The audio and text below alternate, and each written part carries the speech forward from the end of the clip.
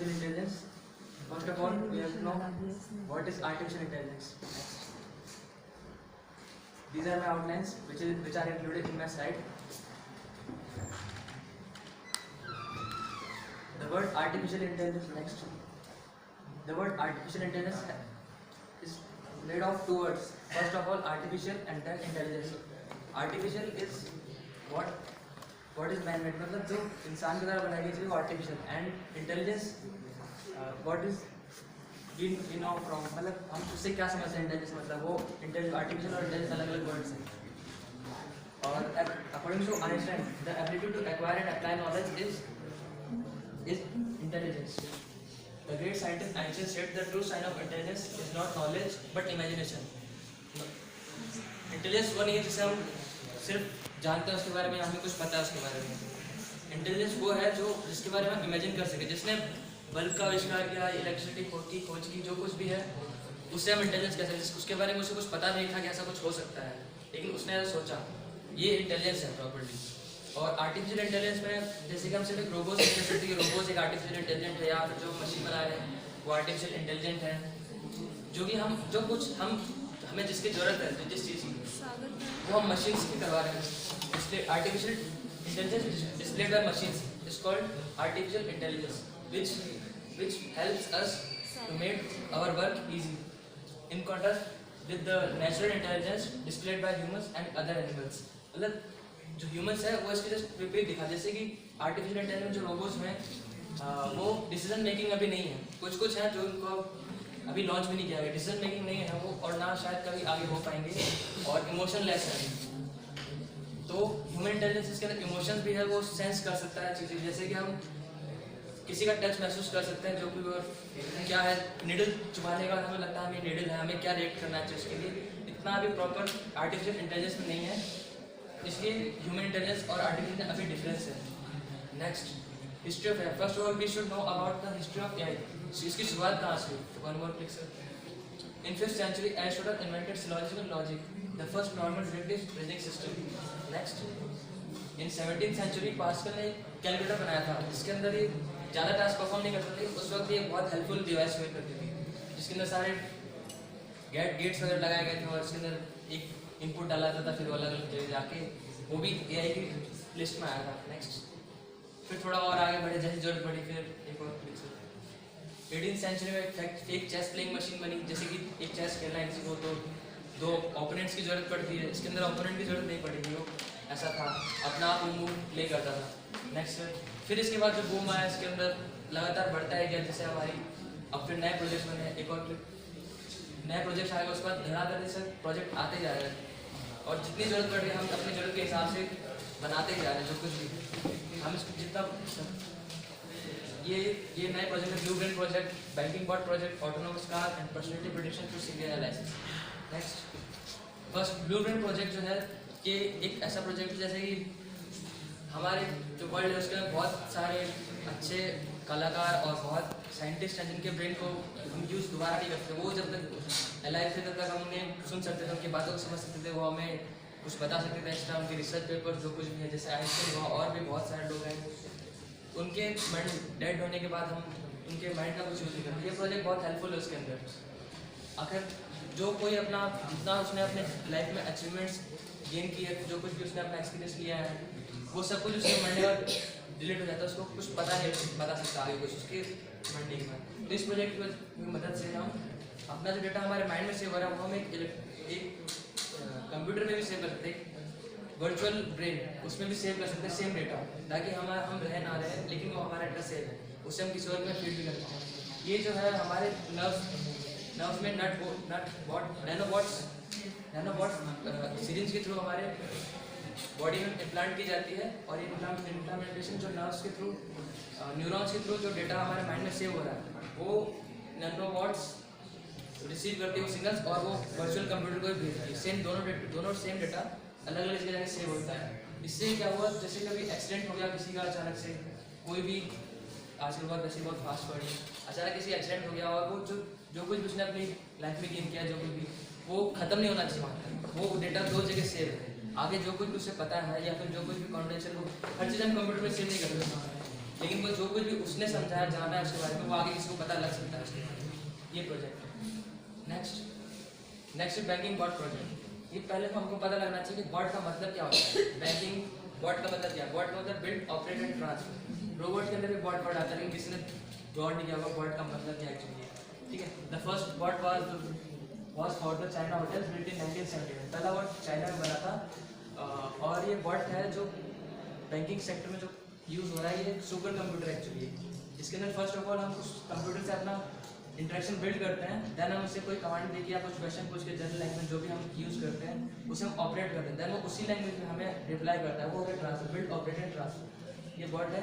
In our recent study we found that 75% of consumers have not spoken to a chatbot. मतलब अभी तक 75% world की population के जो लोग हैं उन्होंने चैटबॉट से बात नहीं किया है। चैटबॉट्स वो हैं जैसे कि आपने हाइक मैसेंजर यूज़ किया हो, उसमें नाताशा नाम का आता है और सीरी कॉर्टोना जो भी है सारी चीज़ें जो हमें रिप्लाई करते हैं, लेकिन उनसे कुछ सारे क्वेश्चन है जो हम उसके प्रोग्राम या सॉफ्टवेयर नहीं है वो उसका रिप्लाई वो भी नहीं कर पाता है।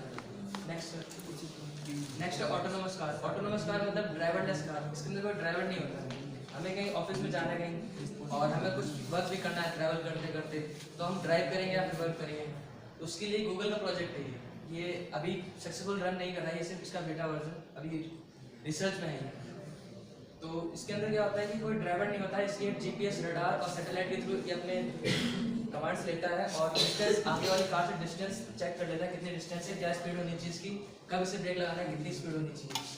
और अगर ये हर जगह काम नहीं करता, जैसे कि अगर हमने इसे इलेक्ट्रिसिटी प्रोवाइड नहीं की या फिर जीपीएस सिस्टम जहाँ ज़्यादातर जगह काम नहीं करता तरीके से, गूगल मैप भी अच्छे से रन नहीं कर पाता कभी कभी, तो ऐसी जगह पे ये पॉसिबल नहीं है इसको लॉन्च करना।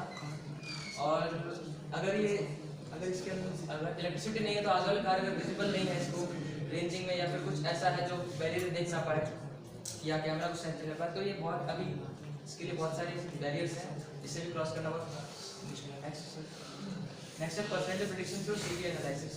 इसके अंदर क्या मतलब इंटरव्यू देने के लिए लोग जा रहे हैं वहाँ पे इंटरव्यू दे रहे हैं, अपना सीवी बना के ले गए, सीवी देख के कोई देखता है कि हाँ चलो इसने अच्छे कॉलेज से पास आउट किया है, अच्छे मार्क्स हैं, काफ़ी अच्छा है, तो उससे फिर क्वेश्चंस पूछा जाता है, फिर उसको जज किया जाता है। वो मैन ही जज करते हैं सारे जो इंटरव्यूअर हैं। लेकिन इसके अंदर क्या होगा, वो एक रोबो भी होगा साथ में, एक तरह से हम कहते हैं रोबो हमें नेक्स्ट जॉब देगा, ये भी कह सकते हैं। उसके अंदर वो हमारे सीवी को देखेगा और हम जब मैं कमिंग सर बोलने का डोर के अंदर एंट्री कर रहे हैं, उस एंट्री के बाद हमारा बॉडी लैंग्वेज, हम क्या आंसर करते हैं, हमारा आंसर करने का वे, हम कैसे बात करते हैं, वो सब नोटिस करेगा।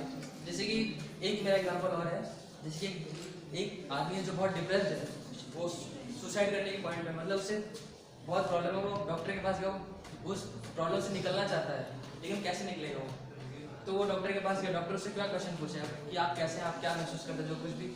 तो उसके अंदर क्या है, ये एंट्री करते ही जो रोबो है, जो रोबो है या फिर कोई डिवाइस है, वो कुछ मेजर पॉइंट्स चेक करेगा। जैसे कि हम लोग चेक करते हैं कि वो एंट्री कैसे ली उसने, और फिर उसके बाद उसके आंखों की पुतलियों का साइज बढ़ना, और काँप रहा है नहीं काँप रहा है, उसकी बात करने का तरीका, उसकी जो क्या सोच रहा है, वो हर एक आंसर नेगेटिव दे रहा है पॉजिटिव दे रहा है आंसर उसका, वो सारे पॉइंट्स मेजर करेगा। वो डॉक्टर भी कुछ पॉइंट्स मिस कर सकता है उसको चेक करने के अंदर, लेकिन ये रोबो पूरा चेक कर लेगा, रोबो या फिर कोई डिवाइस कुछ भी होगा, और उसको एक रिजल्ट देगा। प्लस वो डॉक्टर तो है ही, वो अपना रिजल्ट और दोनों का रिजल्ट यूज करके कुछ अच्छा उसको सजेशन दे सकता है जिससे वो जल्दी ठीक हो सकता है। ये एक अच्छा हेल्पफुल है इसके लिए। और नेक्स्ट है स्टेजेस ऑफ एआई। एआई के काफ़ी स्टेजेस हैं। फर्स्ट है एआई जो आर्टिफिशियल नैरो इंटेलिजेंस, जो बहुत छोटी है अभी, ये बहुत पीछे रह चुका है अभी।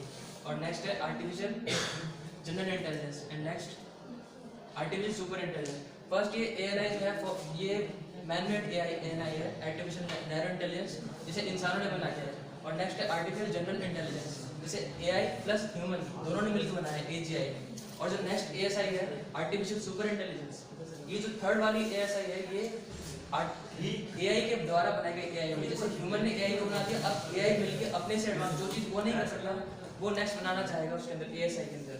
ये अभी पॉसिबल नहीं है, इसके अंदर काफ़ी कुछ कोशिश रिसर्च चल रही है। एडवांटेज ऑफ एआई, हमें इससे फ़ायदा कहाँ का है, जैसे एक्सप्लोरेशन ऑफ स्पेस, हमें स्पेस के अंदर हर जगह नहीं जा सकते, कहीं टेम्परेचर बहुत ज़्यादा, कहीं टेम्परेचर बहुत कम है, कहीं इन्वायरमेंट कैसा है कहाँ का, कहीं हमें सांस लेने में प्रॉब्लम है, कहीं कुछ भी बहुत हर जगह। और एक बात वो है कि स्पेस में जाने के बाद जो एस्ट्रोनॉट्स होते हैं उनकी लाइफ 5 to 10 ईयर्स कम हो जाती है, तो उसमें ये डिवाइसेस हम किसी कैमरा को कुछ अच्छे से मशीन्स को रोबोट्स को भेज सकते हैं वहाँ पे, ताकि वहाँ की सॉइल टेस्टिंग कर सके, वहाँ का एनवायरनमेंट कैसा है, वहाँ का मॉइस्चर कैसा है, वो सब वो बता सके और हमें भेज सके वहाँ पे, ताकि हम किसी मैन को वहाँ भेजना ना पड़े। फिर वहाँ लाइफ की पॉसिबिलिटीज चेक करके हम यहाँ पर अपना रिजल्ट दे सकते हैं।